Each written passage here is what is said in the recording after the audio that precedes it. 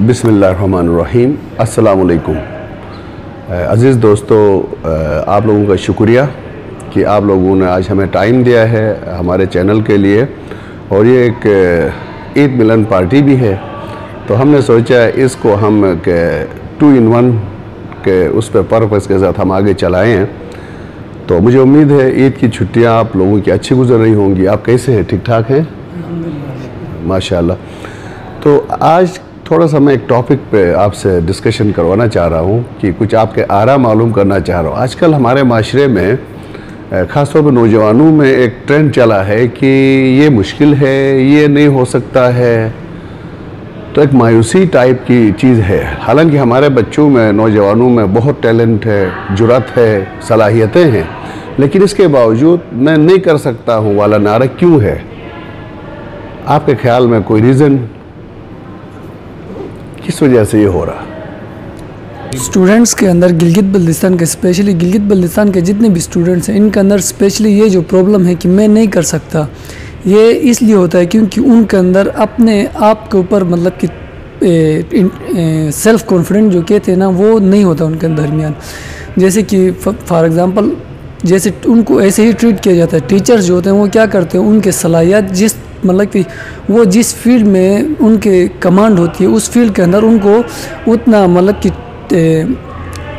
कि उनकी जो क्वालिटीज़, उसके अंदर जितनी भी क्वालिटीज़ होती है, उन क्वालिटीज़ को यूज़ मतलब कि उनकी क्वालिटीज़ के मुताबिक उनको एज अ लीड नहीं किया जाता, जिसकी वजह से वो क्या करते हैं, कोई दूसरा फील्ड जिसमें वो जाना ना चाहे उसमें मजबूरन चले जाते हैं, जिसकी वजह से उनकी जो कॉन्फिडेंस जो होती है वो क्या हो जाती है, कम हो जाती है, जिसकी वजह से वो क्या करते हैं, उनके अंदर कॉन्फिडेंस नहीं होने की वजह से वो फिर इस तरह के प्रॉब्लम्स में शिकार। Thank you very much Hussain. आपने बताया एक पॉइंट, हुसैन ने बताया कि ख़ास तौर पर जो हमारे माउंटेनियस एरियाज़ होती है वहाँ पर शायद टीचर्स लिस्ट क्वालिफाइड होते हैं, या एक पुअर बिलीव्स है, रवैये हैं बच्चों के बारे में कि वो बच्चे की राय और सलाहियत के मुताबिक आगे जाने नहीं देते हैं, गाइड नहीं करते, बल्कि वो अपनी राय को इम्पोज करते हैं, ये करना है, ये नहीं करना है, जिसकी वजह से उन बच्चों का अपने आप पे एतमाद कम रहता है। आप कैसे देखते हैं और क्या वजह हो सकती है? मेरा नाम मोहम्मद अब्दुल्ला है। मैं ऐसे कर रहा हूँ। वैसे मायूसी तो कुफ्र है, लेकिन अक्सर लड़के जो मैंने देखे मायूस होते हैं अक्सर मतलब मकाम पर। मैंने जो वजूहात इसके मैंने ऑब्ज़र्व किए, उसमें से चंद एक ये है कि इंसान में जब कंसिस्टेंसी ना हो और इंसान अपना डिसिप्लिन कायम ना रखे, तो उस वक़्त उसमें मायूसी पैदा हो जाती है, और उसका या उसमें बार बार नेगेटिव थॉट्स का आना या फेलियर्स। अभी पिछले दिनों की बात है, मेरा एक दोस्त था, मेरा रूममेट, वो कह रहा था, वो हालांकि पहले सेमेस्टर में है IR में, वो कह रहे थे यार IR में कुछ रखा ही नहीं है। हालांकि वो अभी आया है, अभी मिड भी नहीं हुआ है, वो कह रहे यार अभी IR में कुछ रखा ही नहीं है, कुछ स्कोप नहीं है, पता नहीं क्या होगा। इस तरह सड़ पकड़ के बैठा हुआ था। तो मैंने उसे समझाया, तुम्हें किसने बताया कि IR में कुछ नहीं है? तो वो कह रहा था मेरे एक दो जानने वाले, उन्होंने किया है और वो लोग अभी सलाजीत बेच रहे हैं।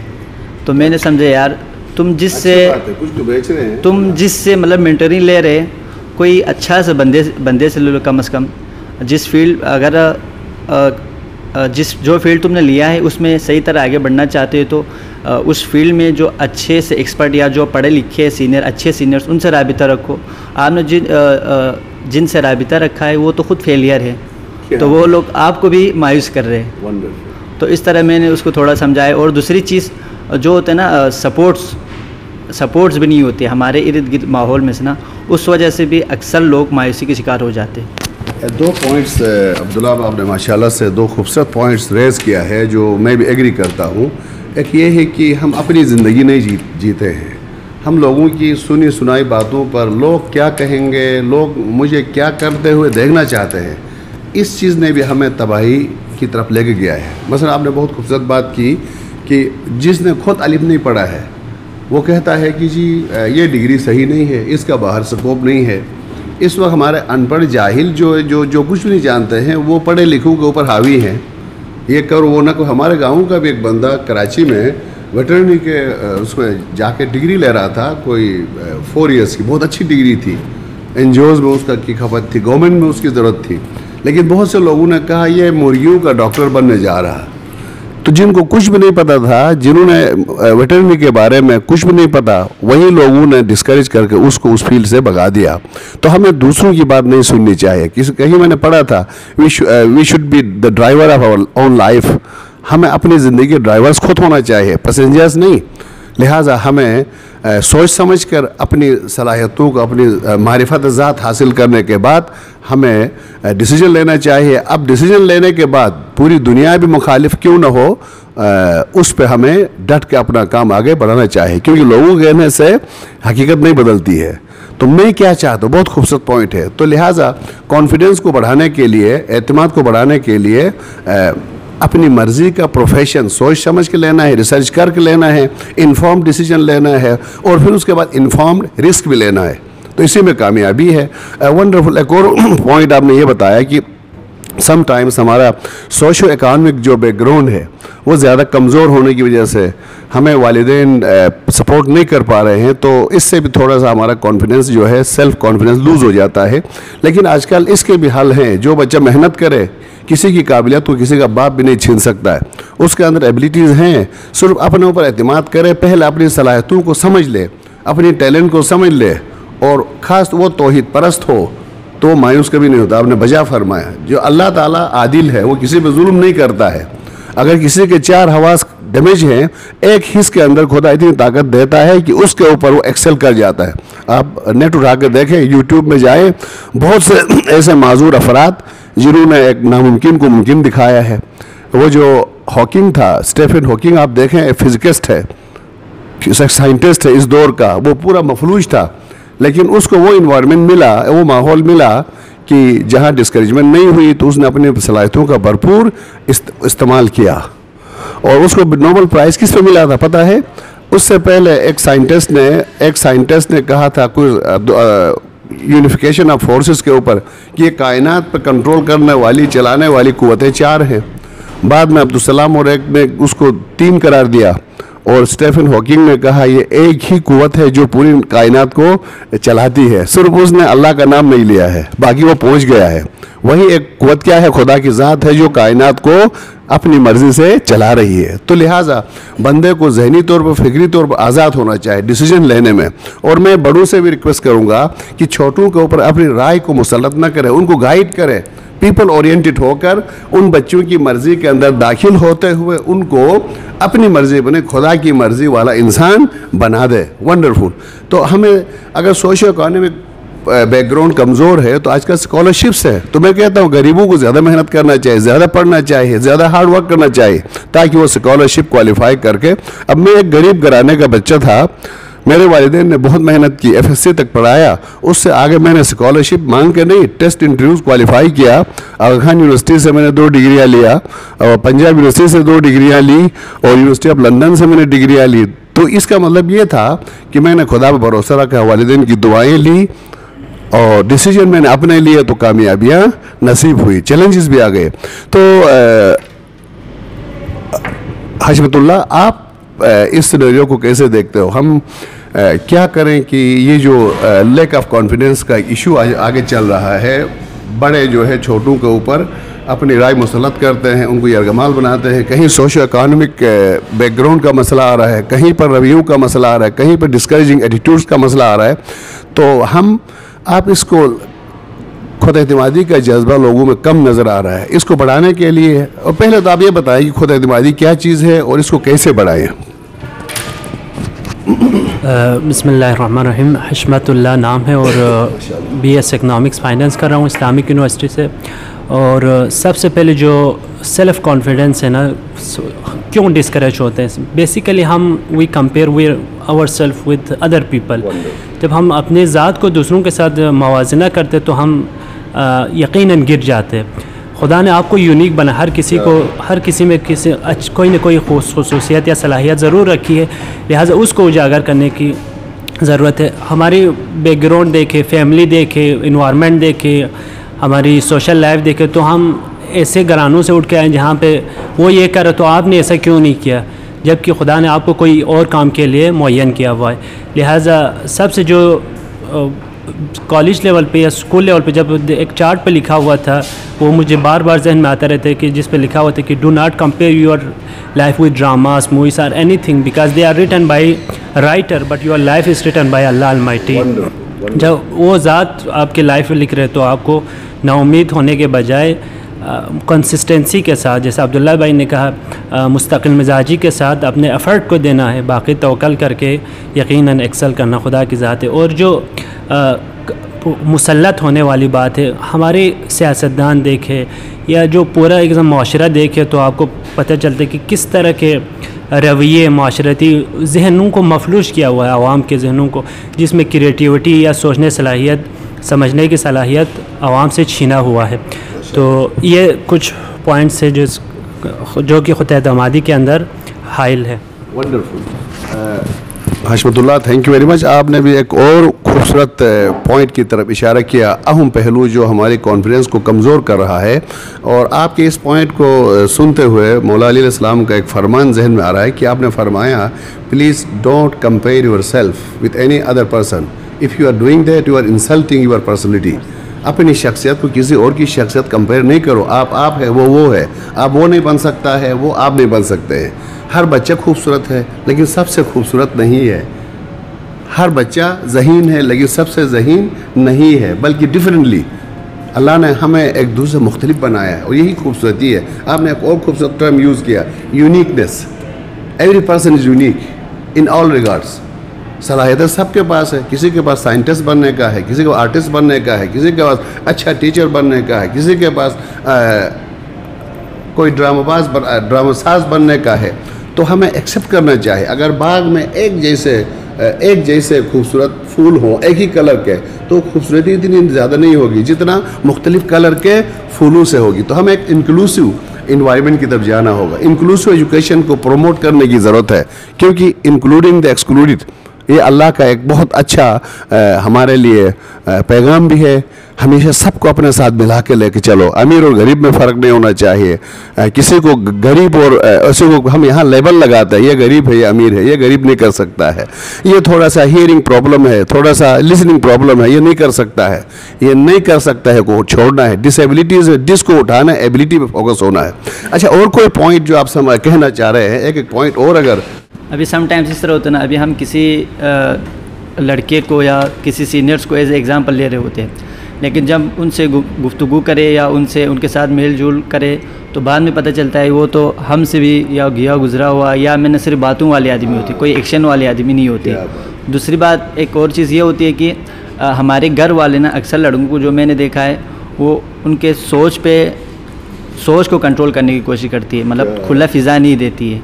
ये भी मसला होती है। और तीसरी बात ये है कि अब्दुल्ला यहाँ पे आपको नसीहत एक पॉइंट में बताऊँ, पता नहीं यहाँ पे क्या है, हमारी तरफ तो सिर्फ सोच को नहीं, जब बच्चा पैदा होता है तो उनके सर पर पट्टियाँ बांधते हैं, उसकी पेशानी और सर को खूबसूरत बनाने के लिए ज़ोर से पट्टियाँ बांधते हैं। तो वो पट्टियाँ क्या करती है, उसके फिज़िकल ग्रोथ को रोक देती हैं, तो अंदर दिमाग तक तो पहुँच नहीं सकती है। दिमाग में ग्रो करना है क्योंकि वहाँ तक पट्टी नहीं पहुँचती है, वो पट्टियाँ बाद में पढ़ाते हैं हमारे बड़े जो है ना। लेकिन जो बाहर से हम इस फिज़िकल उसको जो एस्पेक्ट को हम बांधते हैं, तो वो क्या होगा, बच्चे का ये एरिया ग्रो नहीं करेगा, अंदर से वो दिमाग बढ़ेगा, तो वो फिर टेढ़ा बेढ़ा होकर इधर उधर फैलता है। जगह तो उसे बनाना है। तो लिहाजा वक्त आया है कि हम बच्चे की ना बाहर से पट्टियाँ बांधे छोटी उम्र में, ना अंदर से सोच पर पट्टियाँ बांधे। प्लीज़ आप हमें माशरे में बहुत सारी चीज़ें ऑब्ज़र्व करने को देखने को मिल जाते हैं, या नसीहत करने वाले भी बहुत मिल जाते हैं और बातें मतलब अपने हिसाब से नसीहतें भी करते हैं। लेकिन हमें न यहाँ पर एक चीज़ की काबिलियत होना चाहिए, हमने कौन सी बात लेनी है, कौन सी बात स्किप करनी है, कौन सी बात हमारे यूज़ की है, कौन सी बात वो अपने हिसाब से बता रहे लेकिन हमारे लिए सही नहीं है, इसको भी थोड़ा ख्याल रखने की ज़रूरत है। इस वक्त जो बशमूल में हम सब बच्चों की जो काउंसलिंग कर रहे हैं वो अपनी मर्ज़ी को थोप रहे हैं, हम तकरीरें कर रहे हैं, ये करो ये ना करो। अगेन ये भी एक तकरीर ही है। यानी हमें बड़ों को प्लेटफॉर्म देना चाहिए, बच्चे को एक एक्सपीरियंस से गुजार के उसकी एबिलिटीज़ को चेक करके उसको सुन के उसको रास्ता दिखाना चाहिए। यहाँ जो भी मोटिवेशनल स्पीकर आता है वो सिर्फ अपनी लोरी सुनाता है, बस जी मेरी ज़िंदगी में मैंने ये किया कामयाबियाँ मिले, तुम भी यही करो। लेकिन ज़रूरी है कि मुझे जो इन्वायरमेंट मिला है वो उसको भी मिला हो।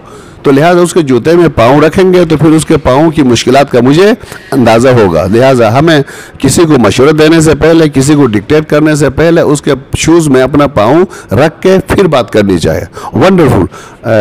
हुसैन, आपने कुछ कहना है? तो ये जो भाई जो बता रहे थे कि इनसे मैं इत्तेफाक करके एक और बात इंक्लूड करना चाहता हूँ कि जो बेसिक प्रॉब्लम्स जो हमारे इलाके के अंदर और दूसरे जितनी भी जगह हैं वहाँ पे जो प्रॉब्लम्स होती है, इनके अंदर एक ये होता है कि सबसे मेन जो प्रॉब्लम होती है कैरियर काउंसलिंग की कमी होती है स्टूडेंट्स के लिए।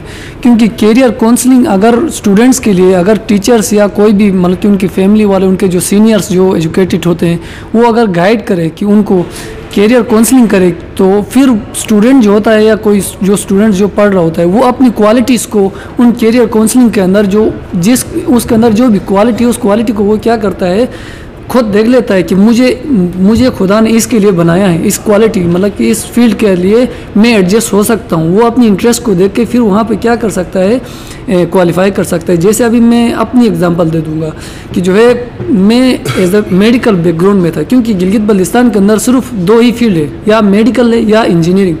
इसके अलावा कोई और फील्ड के बारे में कैरियर काउंसलिंग नहीं होती। तो एक और बात मैं आपको बताता चलूँ कि जो गिलगित बल्तिस्तान के अंदर जितने भी स्टूडेंट्स होते हैं, अगर उनको कैरियर काउंसलिंग करके उनको उनके स्पेसिफिक जो फील्ड जिनके अंदर वो क्वालिफाई कर सकते हैं, अगर उनके अंदर डाल दिया जाए तो गिलगित बल्तिस्तान के जितने भी स्टूडेंट्स हैं वो talented as compared to all over the Pakistan वो एज बहुत ज़्यादा टैलेंटेड होते हैं। क्योंकि मैं अपनी जैसे पर्सनल फीलिंग बयान कर रहा था कि मैं जो है मेडिकल बैकग्राउंड से था, मुझे पता नहीं था कि जो है इंजीनियरिंग और मेडिकल के अलावा सिर्फ मुझे ये पता था कि कंप्यूटर का जो फील्ड है उसके बारे में पता था। तो जब मैं यहाँ पर आया इस्लामाबाद में, फिर मैंने क्या किया, रिसर्च किया, FSC के बाद फिर मैंने फील्ड्स ढूंढना स्टार्ट किया। तो मुझे जाके बहुत सारे और भी फील्ड्स मिले जिसके अंदर ACCA आता है, CA, ICMA, ये 3 मतलब कि और भी इस तरह के फील्ड्स बहुत से ज़्यादा मतलब कि देखने को मिलते हैं। तो इनके अंदर जब मैंने इंटरेस्ट ढूंढने की कोशिश की तो वहाँ से जाके फिर मुझे ICMA के बारे में पता चला। तो फिर मैंने क्या किया, मेडिकल बैकग्राउंड को छोड़ के फिर ICMA की तरफ आ गया। अगर ये मुझे 9th मैट्रिक किया मतलब कि जैसे जूनियर सेक्शंस में जितनी भी क्लासेस में थे उनमें अगर मुझे पता चलता तो उसी के मुताबिक मैं अपने बेसिक को बना के उसी तरह मैं अपने आप को आगे फॉरवर्ड करता। वंडरफुल। तो हुसैन की जो खूबसूरत डिस्कशन थी उससे फिर एक और पॉइंट सामने आ जाती है कि हमें बच्चों को मशवरे देने से पहले उन बच्चों की एबिलिटीज़ को, मल्टीपल इंटेलिजेंसेस को समझने की ज़रूरत है कि वो बच्चा क्या क्या कर सकता है, कौन कौन सा टैलेंट है और उसकी इनर जो ड्राइविंग फोर्स है वो क्या है, उसको पहचान। उसके बाद फिर कितने फील्ड्स है उनकी भी पहचान होनी चाहिए। पहले मैं एज ए काउंसलर जितने भी फील्ड से प्रोफेशन से उन सबको बच्चे के सामने रख दूं, बच्चा खुद उनको देखे। तो एक और खूबसूरत पॉइंट जो आप लोगों की डिस्कशन सामने आया था, चाहे टीचिंग हो या काउंसलिंग हो, चाइल्ड सेंटर होना चाहिए, पीपल ओरिएंटेड होना चाहिए, न कि वन वे वही तकरीर और तकरार से तब्दीलियाँ नहीं आती है। इस वक्त हर दूसरे घर में मोटिवेशन स्पीकर्स है, हम सब अपना यूट्यूब चैनल तो ज़रूर चला रहे हैं, लेकिन इससे बच्चों को कितना फ़ायदा पहुँच रहा है? क्या हम उनको इंस्पायर कर रहे हैं? क्या उनके लिए प्लेटफॉर्म दे रहे हैं? क्या उनके साथ बैठ के उनको समझने के लिए डिस्कशन कर रहे हैं, या सिर्फ एक हज़ारों के हुजूम में एक तकरीर करके हम भाग जाते हैं? तो मेरे ख्याल में इस वक्त जो भी काउंसलिंग से, गाइडेंस से मरबूत है, बच्चों की तरबियत से, चाहे वालिदैन हो, असातिज़ा हो, उलमा हो, काउंसलर्स हो, इनको बच्चे के साथ बैठना होगा, सुनना होगा और उनको प्रैक्टिकल एक्टिविटीज़ में इंगेज करके पहले उनकी सलाहियतों को, उनके रुझानात को, दिलचस्पियों को समझ के उनको आगे गाइड करना पड़ेगा। तो मैं आखिर में इस डिस्कशन को कंक्लूड करते हुए एक स्टोरी सुनाता हूँ कि आप ज़रा सुनेंगे और मुझे एंड पर कुछ कमेंट्स करेंगे। कि मेंढकों का एक कारवां किसी जंगल से सफ़र कर रहा था, तो अंधेरा हुआ और गलती से वो सब एक कुएं में गिरे। काफ़ी गहरा कुआं था।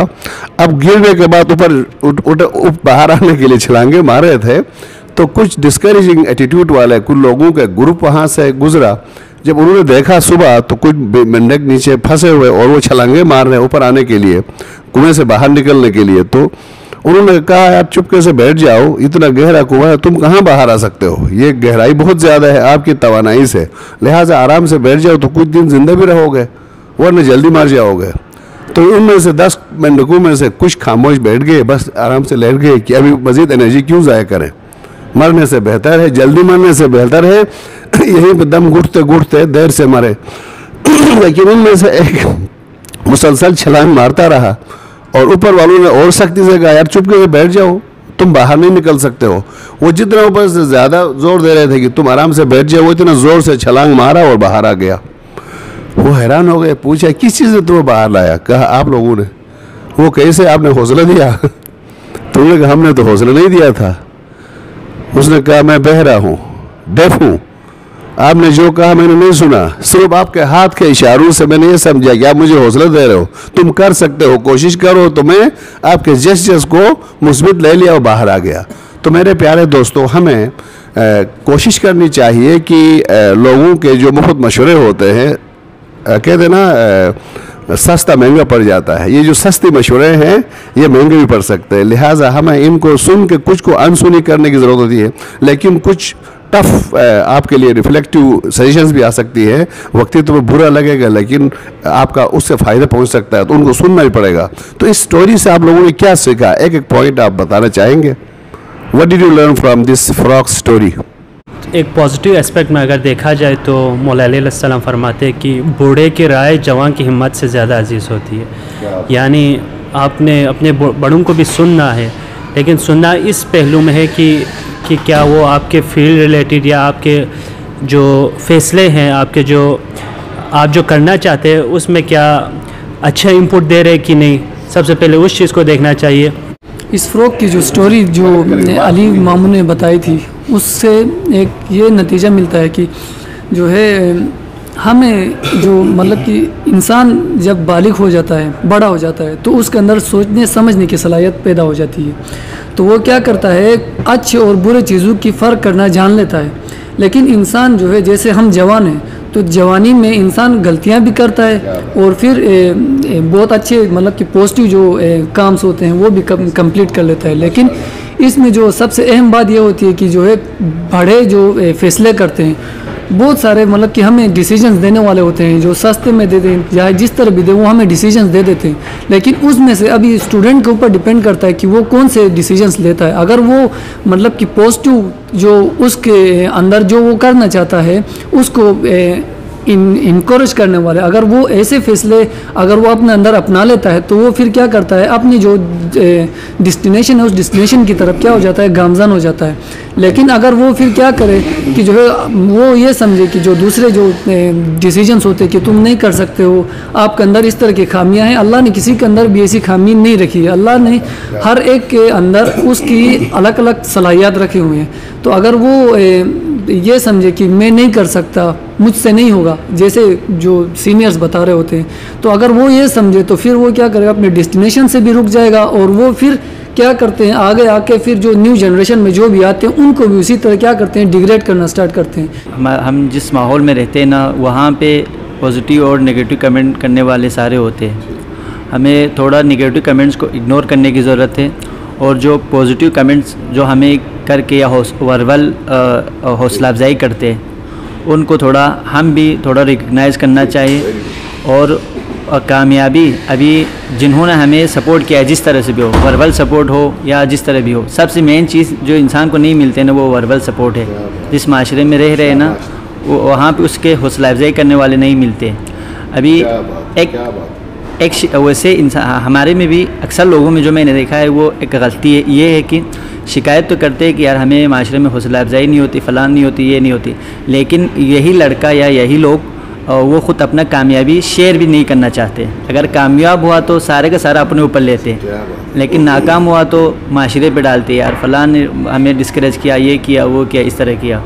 और हमें निगेटिव और पॉजिटिव दोनों को सामने रख के, अगर निगेटिव पता ही नहीं है तो वो सही है, अगर जानते हैं तो दोनों सामने रख के हमें पॉजिटिव लेना चाहिए। इसमें मैं एक थोड़ा वाक़या सुनाना चाहता हूँ। जब मैं SCA करना चाह रहा था तो हमारे अब्बास भाई वो भी इधर ही रहते हैं, तो मैं उसके पास आए थे थोड़ा इन्फॉर्मेशन लेने, मतलब थोड़ा गाइडलाइन लेने। तो उसने मुझे इधर ही बुलाया था और उसने अपने एक दोस्त भी साथ ले आए। वो दोस्त भी हमारे गिलगित का था। तो वो उस दोस्त को SCA नहीं हुआ था और वो ख़ुद को हुआ था। उसने पहले मेरा और उसका इंटरेक्शन कराई, तो उसने मुझे इतना डिस्करेज किया, मुझे लगा यार यहाँ से तो गया। तो मैंने समझा यार मैंने तो करना है, मेरा तो फुल इरादा है, मैं कर सकता हूँ, मैंने इस तरह कहा। फिर बाद में अब्बास भाई ने ख़ुद ने गाइडलाइन दी फिर उसने कहा मैंने तुम्हारे सारे गुफ्तगू सुनी, लेकिन तुम्हारा इरादा सही है, तुम कर सकते हैं। तो उसके बाद उसने मतलब थोड़ा पॉजिटिव कमेंट और थोड़ा हौसला अफजाई करके उसने थोड़ा गाइडलाइन दी। तो उधर से मैं थोड़ा इस फील्ड में एंट्री हुआ, नहीं तो अगर उसको ही सुन के रहता तो मैं उधर ही डिस्करेज हो जाता। तो कहना ये चाह रहे थे कि जो इनकरेजिंग यानी वर्बल सपोर्ट आपको हौसला देने वाले लोगों की ज़िंदगी में यकीनन ज़रूरत है, कि जो आपको ये कह सकते हैं कि आप बेटा आप कर सकते, बेटा आप में ये पोटेंशियल है कि आप डिलीवर कर सकते। तो जब हम इन पॉजिटिव एस्पेक्ट्स के साथ अपना एफ़र्ट डालेंगे तो यकीनन खुदावंद आलम कामयाबी से हमें हमकिनार करेंगे। मादियात के हवाले से भी, मानवियात के हवाले से, जिस तरह से भी हो, यकीनन एक सक्सेसफुल लाइफ जिसको जिस हवाले से भी डिफ़ाइन कर यकीनन ज़िंदगी गुजार सकते हैं। थैंक यू वेरी मच दोस्तों, आप लोगों की खूबसूरत डिस्कशन से, इनसाइट से मैं यहाँ तक पहुँचा हूँ कि मैं थोड़ा सा आप लोगों की डिस्कशन को समराइज़ करूँ। तो यही है जो आखिर में हशमतुल्लाह ने भी फरमाया कि हमें सबसे पहले अपनी मारिफत हासिल करनी होगी। सेल्फ़ अंडरस्टैंडिंग के लिए सेल्फ़ रिफ्लेक्शन करना पड़ेगा। अपनी सलाहियतों को, जो अल्लाह ताला ने गैर मामूली सलाहियतें हमें वदियत की हुई है, और तो लिहाजा अपनी शख्सियत के तमाम पहलुओं को, नेमतों को, रहमतों को, स्किल्स को, नॉलेज को सेलिब्रेट करना होगा, एक्नॉलेज करना होगा। क्योंकि जो बंदा अपनी खूबियों को तलाश नहीं कर सकता है वो दूसरों की खूबियाँ कहाँ तलाश करेगा। लिहाजा एक पॉजिटिव इन्वायरमेंट क्रिएट करना है। वो तब होगा जब मैं अपनी खूबियाँ लोगों में शेयर करूँ, नेमतें रहमतें लोगों से शेयर करूँ, अपनी सेल्फ इमेज को इम्प्रूव करूँ, अपनी इज़्ज़त नफ्स को बढ़ाऊँगा तो दूसरों की इज़्ज़त नफ्स को बढ़ा सकता हूँ। हज़रत अलैहि सल्लम ने फरमाया, उस शख्स के शर से बचो जिसकी अपनी इज़्ज़त नफ्स मजरूह हो चुकी हो। जो बंदा अपनी इज़्ज़त का ख्याल नहीं रख रहा, अपनी शख्सियत का ख्याल नहीं रहा, गुनाह करने वाला तो अपनी शख्सियत को खुद बर्बाद कर रहा है, तो वो मुझे क्या मेरी शख्सियत देगा। लिहाजा जो नसीहतें कर रहा है उसके किरदार को देखो, उसके एटीट्यूड को देखो, फिर उसकी बात पर अमल करो, क्योंकि वो क्या कह रहा है और क्या कर रहा है, इन दोनों में यकसानियत होनी चाहिए, न कि तजाद होना चाहिए। तो खुद एतमादी, सेल्फ कॉन्फिडेंस इसको कहते हैं कि हम अपनी तमाम तर सलाहियतों का इदराक करें, इनका शुक्र अदा करें, और इसके बाद जब एक दफ़ा अपनी शख्सियत के पहलुओं को, स्ट्रेंथ्स को समझे, तो ना हम किसी से अपने आप को कमतर समझे, ना किसी को अपने आप से कमतर समझे। तवाज़ुन होना चाहिए। लिहाजा हम अपनी शख्सियत का भी एहतराम करें और दूसरों की शख्सियतों को भी एहतराम करें और एक दूसरे से सीखने की कोशिश करें। एक और खूबसूरत पॉइंट ये आया, सेल्फ कॉन्फिडेंस को बढ़ाने के लिए हमें मुस्बित कमेंट्स को, मैजिकल जो वर्ड्स होते हैं, तुम कर सकते हो, तुम ज़हीन हो, तुम खूबसूरत हो, हमें एक दूसरे की खूबियों को सेलिब्रेट करने की ज़रूरत है। नेगेटिविटी तो हर वक्त कोई भी कमेंट कर सकता है, और उसके बाद मुस्बित सोच जब बढ़ेगी, हम एक दूसरे के हौसला अफजाई करना शुरू करेंगे तो मुस्बित रवाबित, पॉजिटिव रिलेशनशिप्स डेवलप हो जाएंगी। तो माशरे के अंदर एक इनकरेजिंग कंड्यूसिव इन्वायरमेंट पैदा होगा जहां हर बच्चा कर सकेगा। इसके अलावा जो असबाब हैं जो सेल्फ कॉन्फिडेंस को हैम्पर करती है, उनमें सबसे पहली चीज़, जो बंदा डरता है ना, डर खौफ जो है वो वो सेल्फ कॉन्फिडेंस को मार देता है। वो क्या है, जो बंदा खुदा परस्त नहीं होगा, तौहीद परस्त नहीं होगा, वो हर एक से डरेगा। जो खुदा की ताकत को, कुदरत को पर गौर नहीं करेगा कि सब वही देता है, वही ज़िंदगी देता है, सिर्फ मुझे उसको, कुरान, अल्लाह ताला ने कुरान में भी फरमाया कि तुम मेरी बात पे पूरी तरह अमल करो तो मैं तुम्हें अपना जैसा बना दूंगा। हम अमल ही नहीं कर रहे हैं। जब हम खुदा के दुश्मन हैं तो समझ लो अपने नफ्स के भी दुश्मन है। जब हम अपने ही दुश्मन हैं तो कोई मुझे क्या बुलंद करेगा। वही ज़ात है जो पस्त को बुलंद भी कर सकता है, बुलंद को पस्त भी कर सकता है, और वो इस बुनियाद पर, तकवा की बुनियाद पर। जब मैं गुनाह करूँगा तो पस्ती में खुद ब खुद जाऊँगा, अल्लाह नहीं करेगा। जब मैं तकवा का रास्ता इख्तियार करूँगा तो मुझे बुलंदी खुद ब खुद नसीब होगी। तो मेरे प्यारे दोस्तों, हमें बुरे दोस्तों से, डिस्करेजिंग रवैये रखने वाले, बदकिरदार लोगों की सोहबत से बचना पड़ेगा। बचपन के बुरे तजर्बात को अनडू करना पड़ेगा। अपनी सेहत के उसूलों का ख्याल रखना है। समटाइम्स हम सेहत का ख्याल नहीं रखते। हम ये जो बेहुदा किस्म के जो खुराक लेते हैं, सिटिंग लेते हैं, शीशा पीते हैं, नौजवान नस्ल से मुझे गिला है, नशे की चीज़ों में जाते हैं, तो इससे भी इंसान का कॉन्फिडेंस लूज़ हो जाता है। इसके बाद तासुब और तंग नज़री के माहौल से बचना चाहिए, क्योंकि तासुबी और तंग नज़र बहुत छोटी सोच का मालिक होता है, वो जहालत के दहलीज पे होता है। क्यों? तंग नज़र और तासुब का आगाज़ ही कहाँ से होता है, कमज़ोर बंदा करता है, वो अपनी ज़ात में कुछ नहीं देख पाता है, तो वो किसी को पिदरम सुल्तान बूथ के नज़रिए से किसी को ताकतवर को अपने रिश्तेदार बनाकर लोगों के ऊपर चढ़ाई शुरू कर देता है। कहते हैं ना कि कोई चूहा था, वो हाथी के कंधे पर सवार होकर अपने न चाहने वालों को कहता था हट जाओ, कुचल कर रख दूंगा। तो इस वक्त माशरे में ऐसे चूहे बहुत हैं जो तंग नज़री और तासुब पसंदी की बुनियाद पर, चाहे वो कौमी तासुब हो, चाहे लिसानी तासुब हो, चाहे सूबाई तासुब हो, चाहे फिर का परस्ती हो, ये सारे तासुबात सिर्फ और सिर्फ जहालत की खुराक है, मौका परस्त और लालची लोगों का ये जो सरमाया है। बाकी अक्लमंद दीनदार जो मुसलमान होगा, जो कॉन्फिडेंट होगा, वो इस तरह के झूठे सहारे आर्टिफिशियल डिफरेंसेस को ख़त्म कर देता है। तो लिहाजा तासुबी से, तंग नज़र से अपने आप को दूर रखें। और आखिर में खुद एतमादी बढ़ाने का जो बेहतरीन तरीका है वो अर्ज़ हो गया, अच्छे दोस्तों का इंतखाब है, अच्छे इन्वायरमेंट का इंतखाब है, मुतालिया ज़रूरी है, हार्ड वर्क ज़रूरी है, वेल प्लान होकर निकलना है, इन्फॉर्म रिस्क की ज़रूरत है, इन्फॉर्म डिसीजन लेने की ज़रूरत है। ये जो सेल्फ कॉन्फिडेंस कामयाबियाँ चुपके से नहीं मिलती है, इसके लिए बाकायदा प्रॉपर प्लानिंग की, प्रॉपर थिंकिंग की ज़रूरत पड़ती है। हम परिंदों से भी कुछ सीख सकते हैं। परिंदे अपने बच्चों को कभी उड़ने से नहीं रोकता, वो गिरता है, बार बार गिरता है, लेकिन परवाज़ के लिए ज़रूरी होता है कि बार बार गिरे, फिर सीख के उड़े, फिर उड़ना सीख जाते हैं। अब ये है कि इंसान की स्कूलिंग पहले घर से ही होती है, तो हमारे घरों में रोक टोक ज़्यादा होती है, जैसे कि बाहर लंबी ट्रिप पे जाने नहीं देना, बहुत कम देना, या अपने घर वालों के साथ ही भेजना, या इस तरह की चीज़ें, या खेल कूद में, या रात को कहीं जाना हो, या इस तरह की चीज़ों, बहुत सारी चीज़ों से ना रोक टोक ज़्यादा करती है। ये थोड़ी कम होनी चाहिए। ये हुआ तो माशरे में निकलेंगे तो कॉन्फिडेंस आएगा, ग्रो करेंगे हम, और बहुत सारी चीज़ें मतलब सीख जाएंगे। क्या बात। ये एक अब्दुल्ला के पॉइंट के ऊपर मैं कमेंट ज़रूर करूँगा कि बहैसियत सरपरस्त, बहैसियत वालिदैन या असातिज़ा, हम बच्चों के बारे में समटाइम्स गैर ज़रूरी तवक्कुआत वाबस्ता भी करते हैं, अनरियलिस्टिक एक्सपेक्टेशंस रखते हैं, और फिर कभी कभी और जो है उनकी जो प्रोटेक्शन के हवाले में बहुत ज़्यादा हसास होते हैं, रोक टोक ज़्यादा करते हैं। लिहाजा बच्चों को कभी कभी थोड़ा छोटी छोटी बुलंदियों से गिरने भी देना चाहिए, थोड़ा गलतियों से भी सीखने का मौका मिलना चाहिए। नज़र ज़रूर हो, लेकिन बच्चे को बहुत ज़्यादा न रोके, क्योंकि गाड़ी को बार बार ब्रेक लगाएंगे बगैर वजह के तो उसका इंजन बैठ जाएगा।